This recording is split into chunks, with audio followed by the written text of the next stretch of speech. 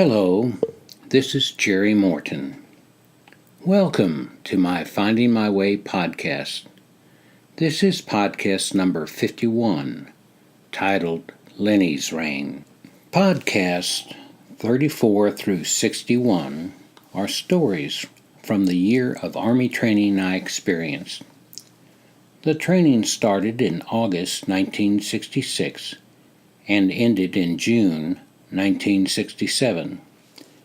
The stories are published in the book Reluctant Lieutenant, From Basic to OCS in the 60s, which was published by Texas A&M University Press as a military history. Lenny's Reign is an account of infantry OCS training in the spring of 1967. Jerry gets pressured into smuggling a risque film into the platoon bay, then concealing it despite a footlocker inspection, and finally getting it off post. It is recommended that you listen to the Army training stories in the order in which the podcast numbers present them, so that you can appreciate the full contextual richness of this and later stories.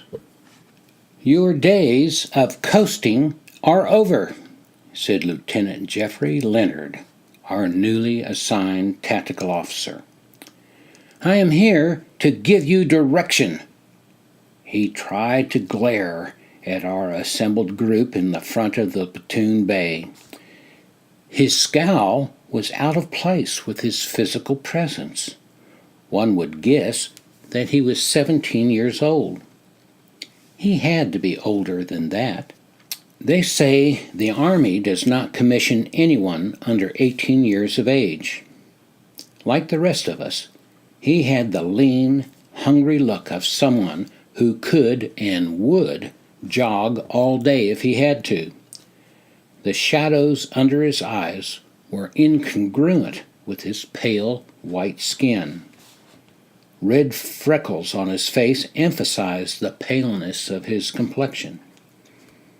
They fit with the short, sandy red hair that crowned his head in a standard military haircut. The final straw that destroyed his military image of a lean, mean, fighting machine was the slightest of hints at the corner of his mouth that he was about to smile. At any second, you expected him to burst into laughter at the ridiculousness of the mess we were all in. Since I am perfectly clear, you have no questions. Dismissed, he stated. Abruptly, he left. Everyone was abuzz. My opinion was that not a whole lot more could happen to us to make us more stressed than we were. We continued to fail more inspections than the other platoons. That kept us fairly limited in privileges. The shine on the floor was our most recent downfall. It just was not shiny enough. I had left the latrine detail to be on the floor detail. The candidates taking care of the floor were the ones who needed the extra help. We would wax and buff just before evening study hall. After that, walking around on it was held to a minimum. We rigged up a way for people to walk on bunks, towels, chairs, and the like so that their feet would not touch the floor. In the morning, as everyone was rushing out to the first formation of the day, a crew of us would buff our way out of the bay. They were virgin floors for the officers to trample on as they continued to tear apart loose bedding, throwing incorrectly hung dress uniforms from the wall lockers onto the floor, and stir up improperly folded underwear in the chest of drawers. If it was not perfect, it was not right. An officer followed orders to the letter, or he was not an officer. Obviously, we were not officers. Lenny, as we called him amongst ourselves, kept showing up in the platoon bay. Rather than yelling at our failings, he scowled at us as best he could manage. His smile kept bursting through at the wrong times. He would start out expressing shock at something in as earnest a manner as one could hope for, only to have the sparkle in his eye spread to the corners of his mouth and then burst into a big smile. Grinning, he would slip into a sarcastic comment. "I see your barber has been drinking. He's got a drinking problem, candidate. Drop and knock out 20 for the poor judgment of letting him get close to your head. How often have you missed the urinal and hit your shoes since their last shine, candidate? Drop and knock out 50. Tell me your senile grandmother pinned those OCS insignias on, and I'll feel better about you, candidate. Drop and knock out 25. It seemed that wherever we went, Lenny was there. His crisp observations always seemed to end with, drop and knock out. It could be in the hallway of the lecture hall, on the rifle range, or in the OCS area around which you were double timing. Lenny was there, and someone was doing push-ups. The pressure was intense. We started passing inspections. Paying someone $5 for a new pair of shoestrings to put into my dress shoes in the hope that it would help me pass my cubicle inspection was nothing. Perfection was the only thing acceptable. The tips of the shoes had to be perfectly aligned with the display combat boots with no fingerprints on the looking glass shine. Lord help me if I ever had to open my footlocker during an inspection. The inspecting officer would get to see the combat boots I wore when we were out in the boonies. It would be obvious that I wore them and not my display boots. We had been told repeatedly that we were not to spend extra money on show equipment. Everything on display was to be what we routinely used. The Army would not tolerate wasted money on show.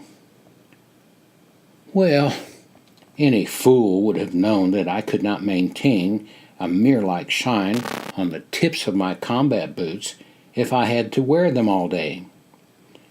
The hours required to achieve a shine like that simply were not available.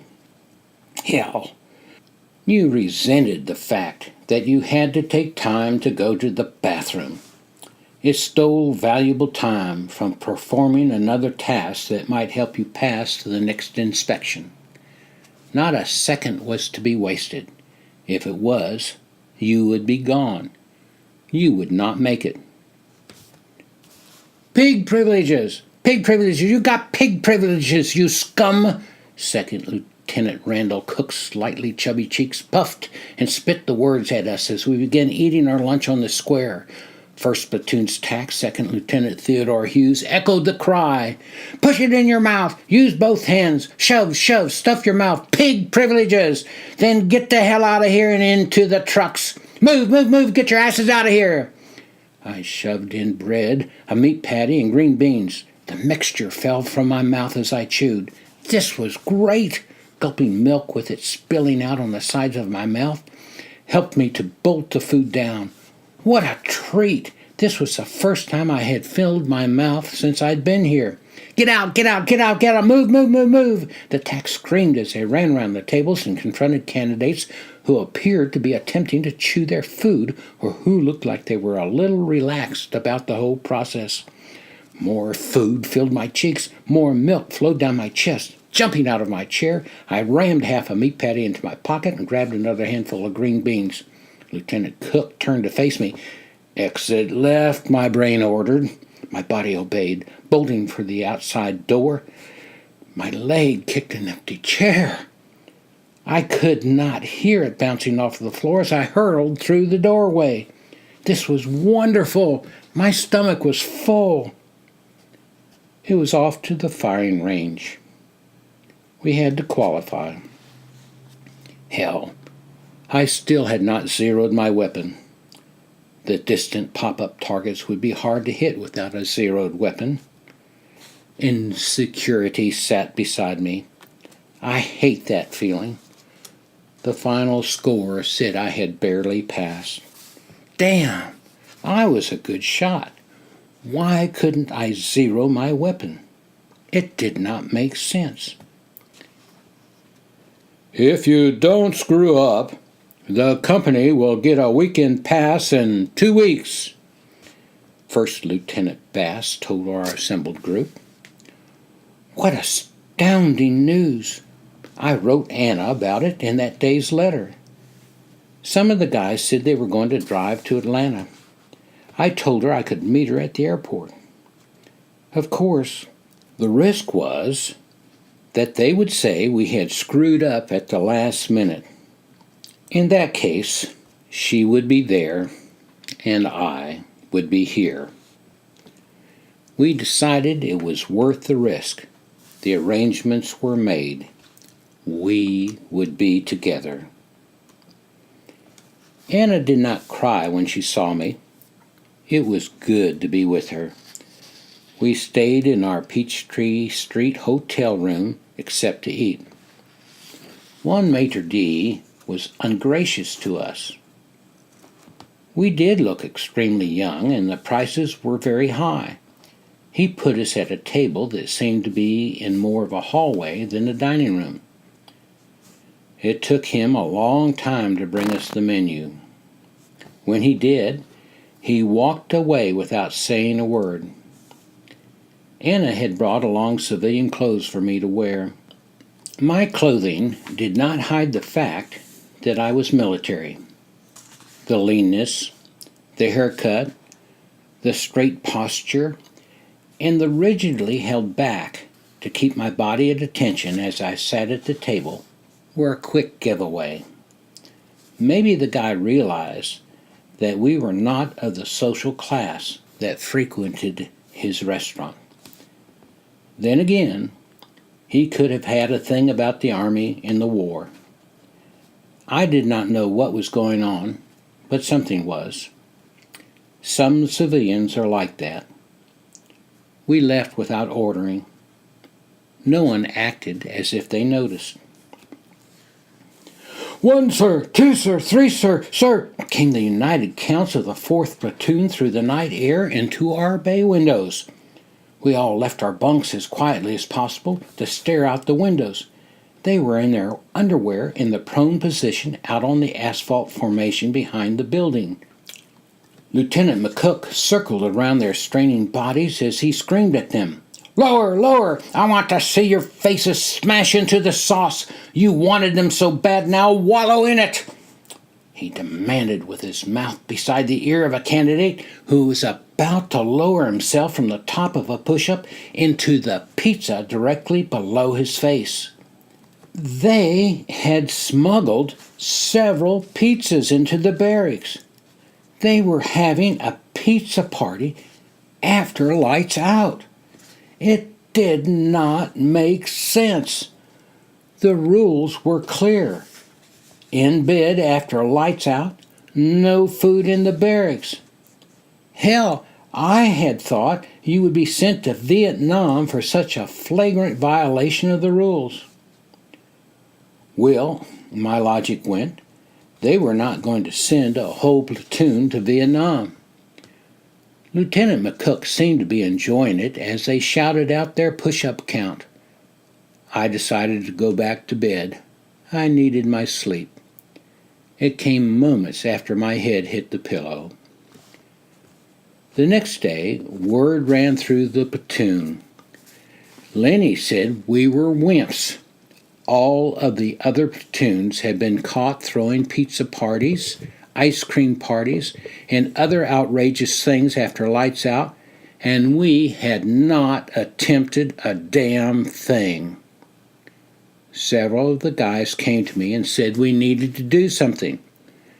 They pointed out that I was the morale officer, so I had to pull something off. Okay, let's have a platoon meeting and see what the guys want, I responded. We could have a pizza party like 4th Platoon, one of them offered. Yeah, but leave out that getting caught part, I retorted. That brought laughter. It's not original, another candidate shot back. Well, what can we do that the others haven't done already, I questioned. There was silence. No one's shown a skin flick, one of the guys offered. Hey, yeah, wow, that's a great idea. Oh, I cringed. This was not something I wanted to do.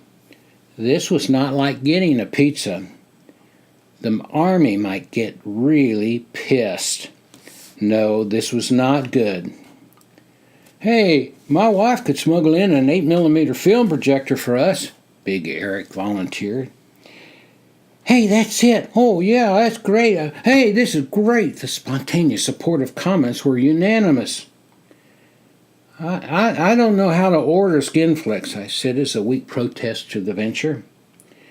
Hey, here's a skin magazine, one of the guys said as he poked a copy of Mail magazine into my face. It's got a lot of ads in the back that you can send off to.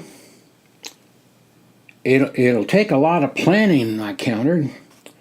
We can do it, came the reply. Everyone was into it. Okay. We have to plan out every detail with backup plans for the mess-ups, I said, resigning myself to the inevitable.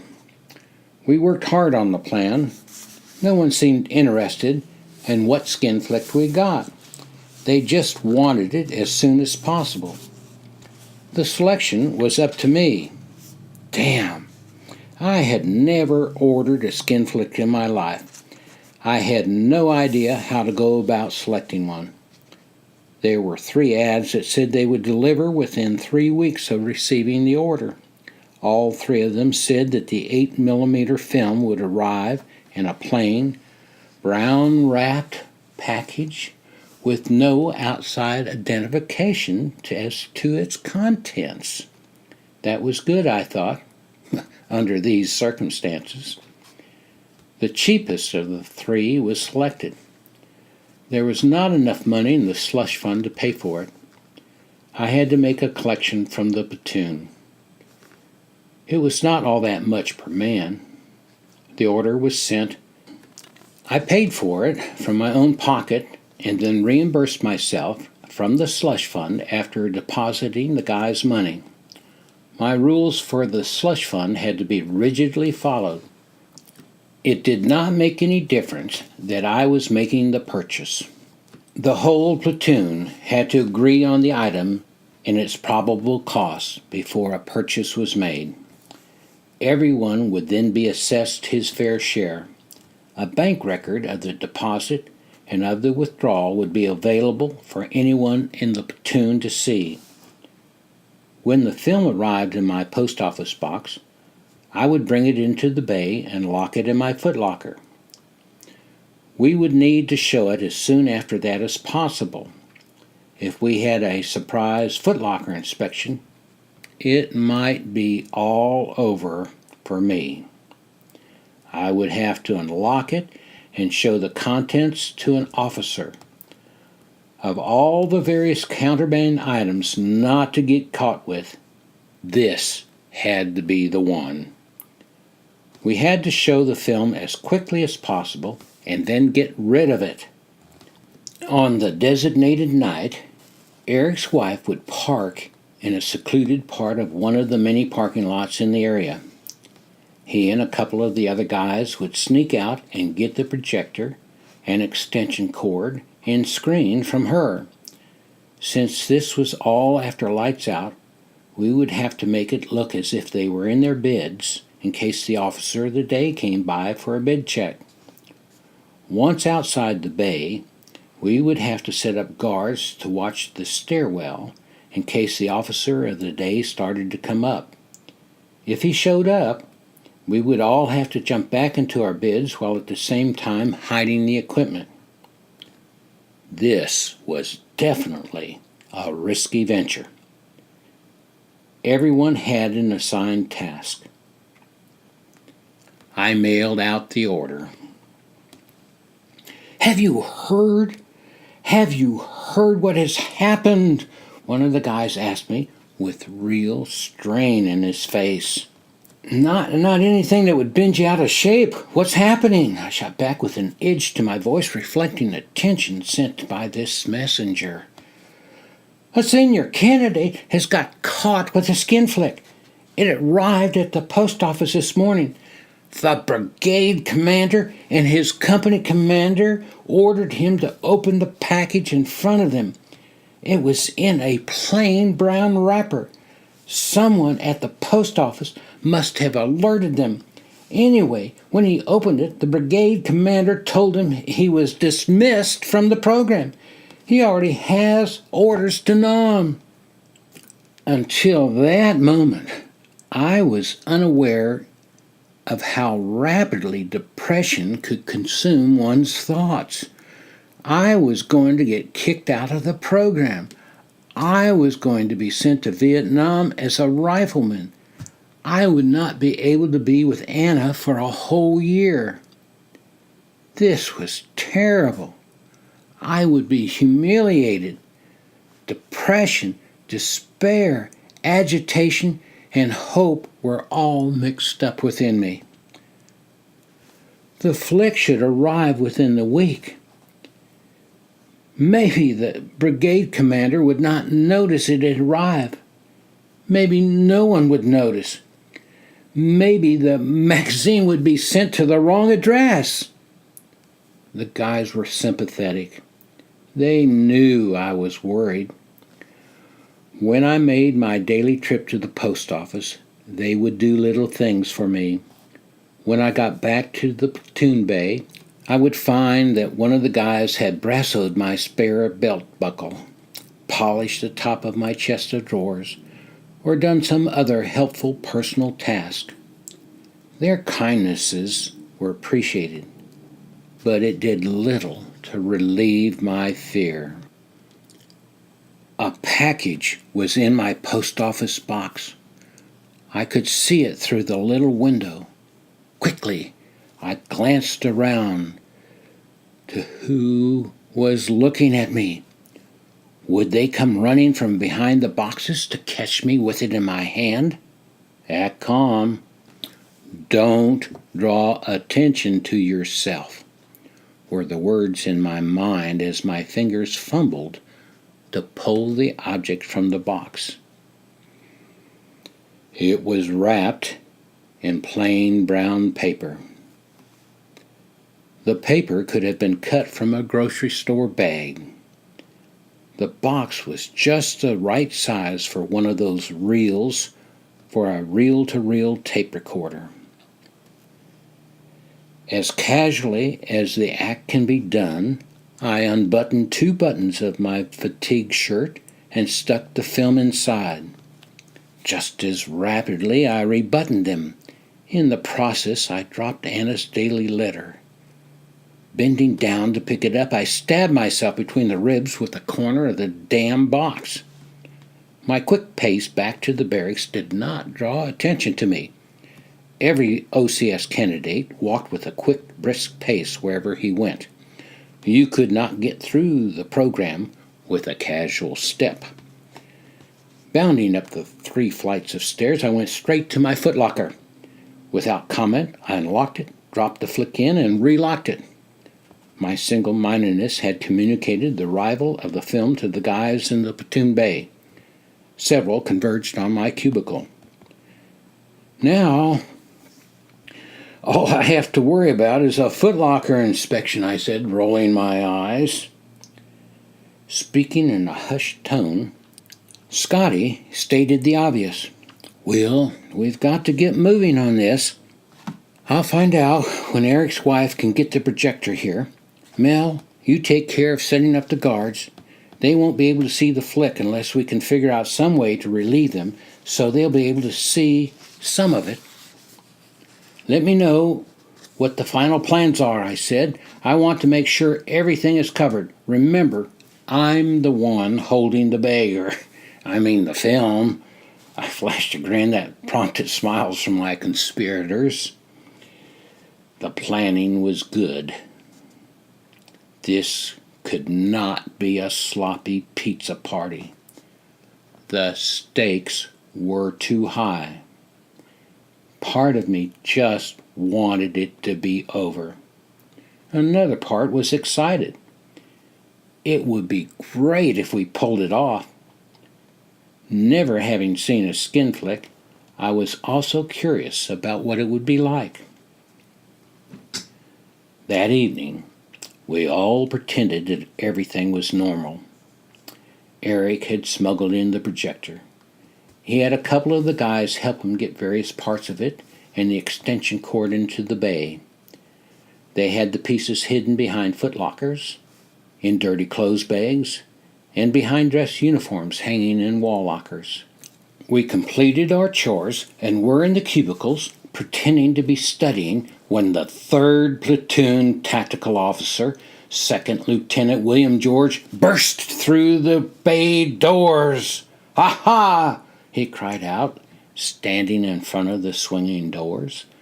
The swishing of the doors closing was the sound that answered him.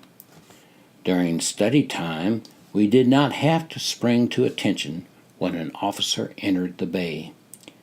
Every back tensed. We knew he was there. He seemed to take special delight in harassing us. The other tacs would visit us, but Lieutenant George was the most frequent. He always brought grief with him. Quietly, I placed my brasso-covered belt buckle in the bottom desk drawer beside my open can of brasso.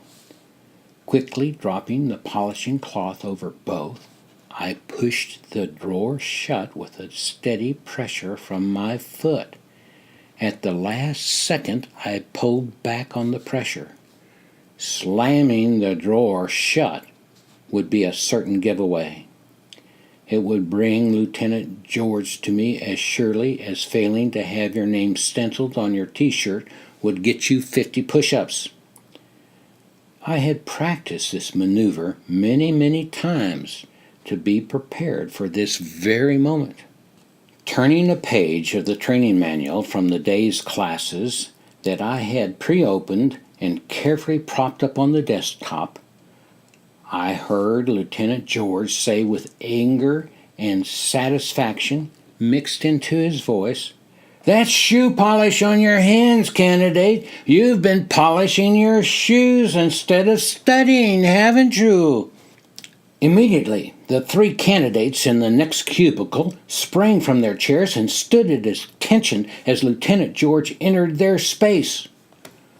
"Open the bottom drawer," he demanded.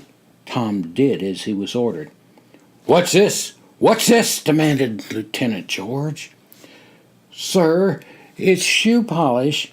It's shoe polish in a shoe polishing rag, sir," responded Tom, in a voice practically choked off from the force of his braced chin being drawn into his chest as he stood at rigid attention. I've caught you, haven't I, candidate?" Tom, knowing that a candidate or officer never lies, responded with a sharp, "Sir, yes, sir." "I want a 3-page military letter on my desk no later than 48 hours from now. It will be typed, single-spaced, without error, and it will explain the importance of studying during study hall." "Sir, yes, sir," Tom shouted back. Lieutenant George's steps began again, only to stop at our cubicle entrance. I could feel his glare. With deliberate slowness, I turned the page of the training manual on my desk. The standoff continued. I wrote a note. The silence prevailed. At last, the feet turned and moved on. There was a commotion at the end of the hallway. It was too muffled to make out. Someone was catching Lieutenant George's ire. Just one more routine encounter. Nothing was out of sync. Everything was in order. Lieutenant George did not suspect what was about to happen. "Lights out!" came the cry. We all crawled into our bunks. To my amazement, someone was shaking my arm. "Wake up," Nate whispered in my ear. "It's 2300 hours. Let's go." I could not believe it. I had actually fallen asleep. Already the bay was alive with shadowy movement. Everyone was up. A guard was posted in the top bunk nearest the double doors, straining to see a corner of the stairwell. He would sound the alarm if the officer of the day was approaching. From this point on, we were all in danger. I was no longer the only one with the flick. Eric and his crew moved with precision. The film screen was set up in one cubicle. The projector was propped up on a footlocker sitting on the top of a chest of drawers in the opposite cubicle. I threaded the film into the projector. I knew 8mm film projectors well. My college courses in education had made sure I had mastered the many teaching aids for classroom use. I chuckled at the thought of telling Professor Ulrich how I was applying his teachings.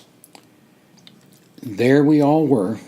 Some wore T-shirts to match their white Army-issue boxer shorts, and others did not. 34 men, minus the relay of posted guards, placed themselves in various positions around the furnishings to view the magic of the screen. The clicking sound of the projector matched the white and dark flashes on the screen. An obviously middle-aged woman, who might have been attractive in her youth, stood before us in a conservative blouse and full-length skirt. She had an unconvincing smile that was focused straight ahead at no one as she mechanically unbuttoned the blouse to reveal a large black brassiere. It covered all of her fleshy breast and most of her upper chest. A quick movement to the side zipper on her skirt allowed the skirt to drop below her knees. You could not tell exactly where it fell, as her feet and the floor were not shown. Her black panties covered slightly less flesh than our boxer shorts did. My eyes kept shooting to the bay doors. If the OD came in now, we would never get everyone back into their bunks and the projector hidden in time. Fate ruled our destiny. Slowly, the woman on the screen turned. We got a back shot of her moderately overweight hips and the slight roll of loose flesh at her sides. This was really bad. There was nothing sexy about this film.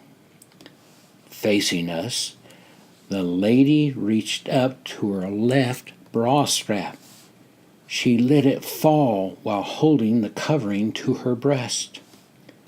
There was definitely some cleavage exposed. Crossing her arms, she used her left hand to drop the strap from her right shoulder. Before that breast could be fully exposed, she caught the cup and held it in place. More cleavage, but no more than you would see on a crowded Cincinnati street near Fountain Square in the summertime. Murmurs were coming from the men. Abruptly, the scene changed. For $20, you could order a film titled Monique Undresses. That's what the message on the screen said. As it told us how to order the next film, Monique removed a nylon stocking from an extended leg peeking out from a floor-length skirt with a long slit in it. Then the film was over. We moaned, muttered, and laughed at our foolishness as we sprang into motion. The screen was folded, the projector dismantled, and the film returned to my footlocker within seconds. In the morning, I was faced with a stark fact. I did not know how to get the film out of here. For the moment it was safe, but only until we got hit with a surprise footlocker inspection. Eric had said we could give the film to his wife when we returned all the other equipment. This morning, he said he could not risk passing it on to his wife with the pieces of the projector. I understood that. In turn, I could not just toss it in the dumpster. They were always having candidates crawl into it and wallow around in the kitchen garbage for breaking some dining hall rule like eyeballing, talking while at the table, or failing to do something right as the designated server at the officer's table in front of the dining hall. No, it would be discovered in the trash. Since our fatigue shirts were tailored to be skin tight, I could not walk far with the film tucked under it. Someone was certain to notice the bulge. I had a real problem. If I got caught with it, they would not give me push-ups. They would give me the boot. Fortunately, we had yet to have a footlocker inspection. Maybe we would not have one. I was safe for a while. We were feeling pretty cocky about ourselves. We had really pulled it off. This was no kid's pizza party. This was a real act of risky dairy-do. We had pulled it off and no one knew. It added spring to our step. The only nagging problem was that damn reel of film in my footlocker. A week passed, and none of the tacks indicated any knowledge of our skin-flick party. With each passing day, my sense of urgency about getting rid of the film diminished. Finally, it was just a little dull toothache pain that never quite went away. It was something that had to be dealt with, but not today. We knew immediately that something was wrong. The 2.5 trucks had brought us back from the day's training exercises a little earlier than usual. As we began jumping out, there were lieutenants everywhere. This was highly unusual. They were screaming at us. Candidates were frantically running even as they were shouted at. Move, move, move, get out of here. Get there, bring your footlocker down to the company formation. Move! Get there and get back down here. Move, move, move. Already, guys were running out of the barracks with their footlockers on their shoulders. Others had placed them in front of their spots in the company formation and stood at attention as lone sentinels. The sparsely scattered figures stood at a rigid attention amidst the chaos of screaming lieutenants and running candidates. Along with everyone else, I ran as fast as I could into the barracks. Lieutenants were even in the hallways and on the stairwells, shouting as loud as they could. Men dodged each other as those loaded down with footlockers on their shoulders, in their arms, or on top of their heads hurled themselves down the stairwell, passing those scampering up for their own burdens of sin. Fear was in my heart, even as my feet moved as fast as they could go up the stairs. This was it. I would be found out. What was I going to do? Oh, God! God help me! grabbing my footlocker from under the bunk and hoisting it onto my shoulder caused me to bump into a desk, knocking the training manual stacked on it to the floor. No time to stop and pick them up. An officer stood at the bay door shouting incomprehensible words, which could only mean we were to move faster. As I ran toward the double doors carrying my load, I scanned the mess. All of the cubicles were out of order. The bay was a total mess. Papers and training manuals scattered on the floor, chairs overturned, bunk beds pushed out of alignment. Where had all of the lieutenants come from? I figured that they must be from other training companies, rushing down the steps faster than I ever imagined was possible with a heavy load on my shoulder. I reflected on the fact these tacks would really come down hard on counterband in your footlocker. There would be no mercy for a skin fleck if it had not all been moving so fast. I could have paused to cry. This was the end. I was undone.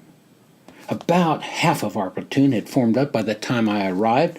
My spot was waiting for me. Second squad was the second row. I was in the middle of the row. There were 3 men to my right, the side closest to the barracks. I knew my spot by heart.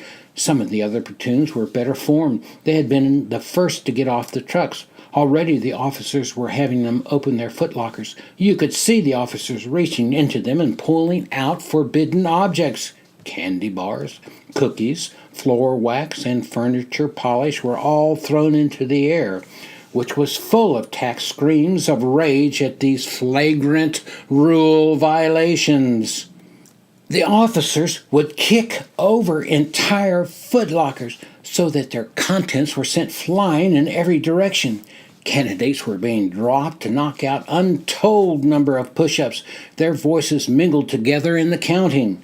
Cries of 1 sir, 2 sir, 3 sir blended with 38 sir, 39 sir, and 55 sir, followed by 1 sir, 2 sir, as a newly assaulted candidate began his punitive count. The blending of the count and the shouts of the officers amidst the cries of "Sir, yes sir," made a scene of madness that escalated my fear. 2 officers started on our platoon. They came from where the 6th platoon was forming.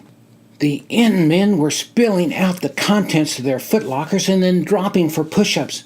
An officer came over from 4th platoon and began dropping guys just to my right. I was about to be next. Without thinking, I dropped to the ground. 1 sir, 2 sir, 3 sir, I screamed as loudly as I could as I rapidly counted out my perfectly formed push-ups beside my still locked footlocker. An officer's boots walked past my straining face. They stopped in front of the man next to me as the order was given for him to open his footlocker. 17, sir, 18, sir, I continued my count as my comrade spilled the contents of his footlocker onto the asphalt. A shoe brush rolled under my chest. It did not stop my rhythm. I simply lowered my chest into it and endured the pain. The officer's shouts were partially drowned out by all of the other shouts, despite the fact that he was so near. Chaos was everywhere. 1 sir, 2 sir, 3 sir, my squad mate called out, counting each push-up. 50 sir, I screamed in triumph. I sprang to my feet and stood at rigid attention, staring straight ahead with no eyeballing. I shouted as loudly as I have ever shouted, "Sir, yes sir!" Still with eyes fixed straight ahead, I bent down, picked up my footlocker, and smartly placed it on my shoulder. Then, without a sideward glance, I ran toward the barracks as fast as my load would allow. Taking 2 steps at a time, I wove through the maze of terrified men, unintelligible shouts from officers, and into the platoon bay. Once inside, I rushed to my cubicle. After placing the footlocker in its proper spot, I returned just as quickly downstairs and reassumed my place in the formation. I remained at rigid attention until all of the other men in the platoon had regained their position in the ranks upon completion of their personal ordeals. As soon as the entire platoon was back in formation, without footlockers, we were dismissed. Later, As we were restoring the platoon bay, several of the guys asked me what had happened about the film. When I told them the story, we laughed. God had heard my prayer. Now, if only he could help me get rid of the flick. The core problem was still with me. 2 Sunday mornings later, the word spread like ants converging on discarded candy. Lenny had been relieved of command for conduct unbecoming an officer. We were once again without a tactical officer. He was going to a holding company and then to Nam. A holding company was for trainee dropouts who had quit the program or were kicked out, as well as other people sent there for a variety of administrative reasons. The men were all awaiting orders. Until they came, the men reportedly just hung out. It was said that Lenny had been arrested for disturbing the peace late Saturday night or early that Sunday morning. His wife had locked him out of their trailer, and he stood outside banging repeatedly on the door and shouting at her while doing so. People in the trailer park had called the police. Further complicating the matter was the fact that Lenny was not wearing any clothes. Who knows if the story was totally or partially true? All we knew was that the word was that Lenny was nowhere to be found. We had gone weeks without an assigned tactical officer before, and we could do it again. Besides, we knew the Army would eventually assign us another one, and that he would harass us like all the rest. In the meantime, Lieutenant George, Lieutenant McCook, and the other tactical officers seemed capable of picking up the slack. They were. Right off we began failing morning inspections again. At this stage, that meant we got no Saturday or Sunday afternoons to go out of the barracks area. We could not go to the post theater, the PX, or out for a haircut. Without neatly cut hair, you could be personally restricted to the barracks, even if the platoon had post privileges. There were other infractions an individual could commit that would result in personal barracks restrictions, but they were too numerous to mention. In preparation for a Saturday personal inspection, Bill, one of my cubicle mates, asked me to give him a haircut. I told him there was no way I would agree to cut his hair. My mother used to cut my and my 2 brothers' hair with hand clippers. It was hell. As soon as the clippers got dull, which was right away, they would pull your hair, and that hurt. Your natural response was to pull away. Unfortunately, doing that caused her to cut a big wad of hair out, which made your hair look as if it had multiple dips in it. "Oh, come on," Bill pleaded. "You can do it. Nobody else will. Look, I've got electric clippers in my footlocker.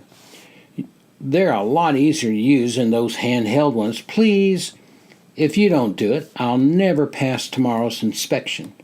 I haven't been off barracks restrictions for weeks. This is my only chance. I won't be mad if you mess up. I've got nothing to lose. Please." "Okay," I reluctantly agreed. "But it won't come out right. I'm only agreeing because I know you won't get post privileges anyway." It was terrible. I could not get his hair even anywhere. There were huge gaps all over his head. With it being military short to begin with, you would think it would be impossible to make such a mess? Well, you would be wrong. Finally, I just stopped. No matter how hard I tried, it just got worse and worse. "What are we going to do?" Bill asked. I felt sick. He really looked bad. "Well, maybe the lieutenant will just walk by in a quick inspection of our cubicle and not look closely at you. I don't know." There was nothing else to say. The three of us stood at attention in our cubicle. We were standing in a neat row in front of the bunk beds. Our shoes were shined, bedding taut, floor shined, and the other details attended to in the hopes of passing Saturday morning inspection. All was ready, except for that hair. Lieutenant George entered the cubicle, his hands clasped behind his back.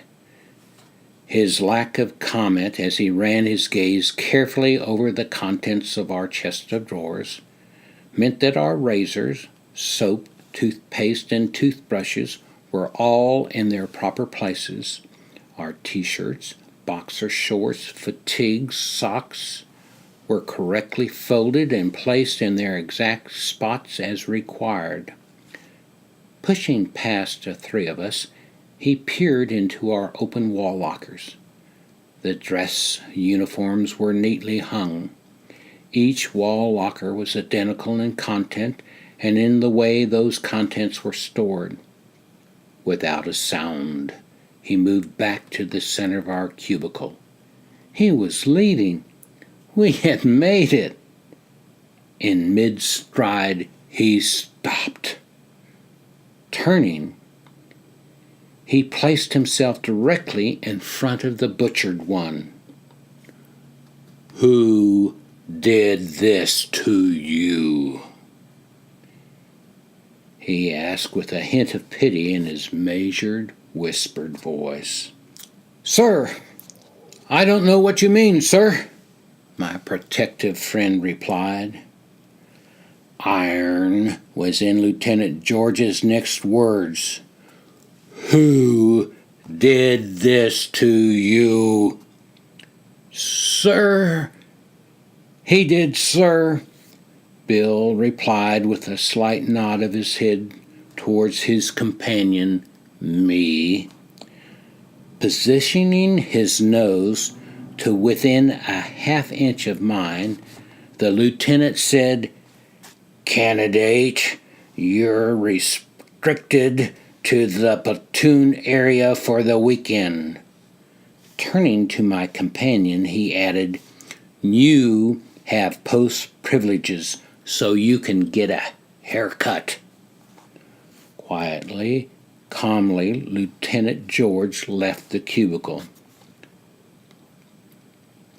"Lieutenant Leonard has gotten his orders. He ships out to Nam next week. He's going to come by Sunday and say goodbye." Well, I thought, that's nice of him. He was okay. I never saw him go out of his way to give anyone grief. He just did his job of staying on our case like all the others did. I hope things worked out for him.